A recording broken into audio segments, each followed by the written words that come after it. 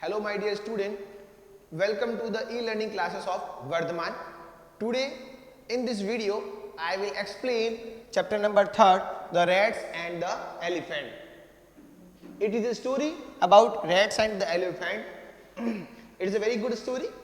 See the video properly and try to understand the chapter so that it will be easy for you to write the question answers in your own languages. I am explaining the chapter. Please take the book and line by line I am explaining. So let's start the chapter.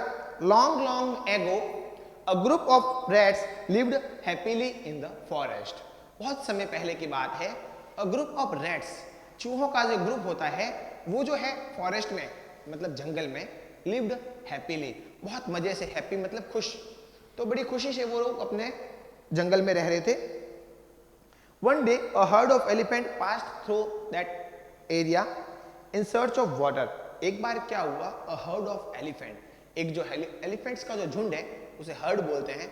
अगर herd of cows भी होता तो भी ये था, word herd ही use किया जाता. herd जो है कलेक्टिव नाउन है जो काउ, गॉट्स, बफेलोज और एलिफेंट्स के लिए यूज किया जाता है. तो अब herd of elephant passed, उधर से गुजरा in search of water, पानी की खोज के अंदर. Many homes of the rats were destroyed under the big feet of the elephants. बहुत सारे जो है एलिफेंट्स के जो बड़े बड़े पांव हैं तो उसके नीचे जो चूहों के घर दब गए थे. चूहों के बहुत सारे घर जो है हाथी के जो बड़े बड़े पैर हैं उनके नीचे दब गए थे, सारे नष्ट हो गए थे. डेस्ट्रॉय मतलब नष्ट हो जाना, मर जाना, तो समाप्त हो जाना. तो उनके जो बड़े बड़े फीट्स थे उनके नीचे चूहों के छोटे छोटे घर थे वो सारे टूट गए थे. Some rats were also killed. कुछ चूहे भी मर गए थे. Kill मतलब मारना, killed मतलब मारे गए, मर गए. The king of the rats, Mushak Raj, went to the king of the elephant. जो king of the rats है उनका नाम था मूसक राज. king मतलब राजा. जो है लॉयन के जो king है, सॉरी जो king of elephants है उनके पास गए और उनसे बोले गजराज, उनका नाम था गजराज. जो एलिफेंट्स के किंग थे उनका नाम था गजराज और जो रैट्स के जो किंग था उनका नाम था मूसक राज. तो वो मूसक राज जो है गजराज के पास गए and requested him to take his herd, और उन्होंने उसको रिक्वेस्ट की मतलब प्रार्थना की, विनती की कि भाई टेक हिज हर्ड, अपने जो हर्ड है, अपना जो एलिफेंट्स का जो झुंड है, ग्रुप है, to take them with the another route, उन्हें किसी दूसरे रूट से लेके जाए ताकि हमारे चूहे के न तो घर मरे, न तो चूहों की मौत हो, न उनके घर टूटे. तो ऐसी रिक्वेस्ट जो है मूसक राज ने गजराज से की, जो एलिफेंट्स का जो किंग है उनसे रैट के किंग ने की. He accepted the request and told the elephants to take another route. उन्होंने रिक्वेस्ट को जो है एक्सेप्ट कर लिया और उन्होंने बोला कि भाई अपने हर्ड को बोला कि आप दूसरा रूट ले लो. दूसरा रूट मतलब कोई अनदर वे, दूसरा रास्ता लेने का बोला. Without disturbing the rats, rat को डिस्टर्ब नहीं करना है आपको और आपको दूसरा जो वे लेना है. The Mooshak Raj was very pleased and happy with the Gajraj. Gajraj से बहुत प्लीज्ड मतलब खुश.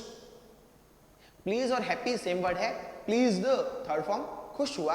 तो मूसक राज बहुत खुश हुए, राजा जो है कि भाई हाँ ठीक है हमारी बात मान ली इन्होंने और अब हमारे जो चूहों को कोई नुकसान नहीं पहुंचेगा. He thanked him and promised that the rats would always be ready to help the elephants if needed.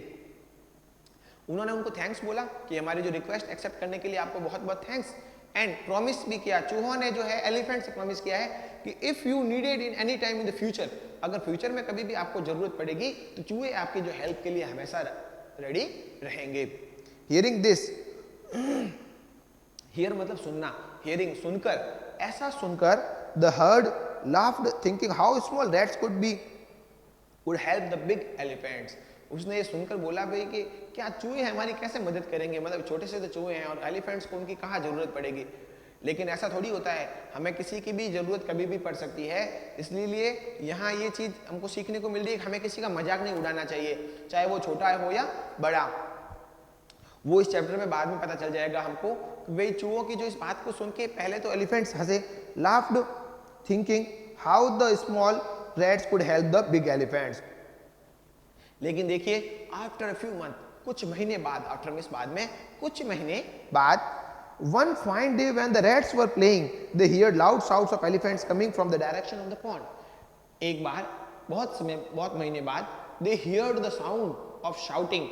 heard मतलब सुनना, shouting मतलब चिल्लाने की आवाज, फ्रॉम द डायरेक्शन, डायरेक्शन मतलब दिशाएं, 4 डायरेक्शंस होती है यहाँ पे, ईस्ट वेस्ट, तो वैसे वैसे जो एक पॉइंट था, पॉइंट की साइड से जो है आवाज आ रही थी शाउटिंग की, किसने सुनी थी? वो रैट्स ने सुनी कि भाई एक आवाज आ रही थी while they were playing, चूहे जब खेल रहे थे। Mushakraj realise that elephants were in the danger, Mushakraj ने रियलाइज किया कि एलिफेंट डेंजर में है। रियलाइज करना मतलब महसूस करना या ऐसा अनुभव करना, हम कोई चीज को फीलिंग करते हैं ना, हमें कुछ आशंका होती है, तो मुसकराज को ऐसी आशंका हुई कि भाई शक हुआ कि शायद कोई एलिफेंट ही है। और एलिफेंट कौन? शायद हमारे गजराज, जिन्होंने हमारी रिक्वेस्ट को एक्सेप्ट किया था, क्योंकि वो शाउटिंग तो एलिफेंट्स की थी।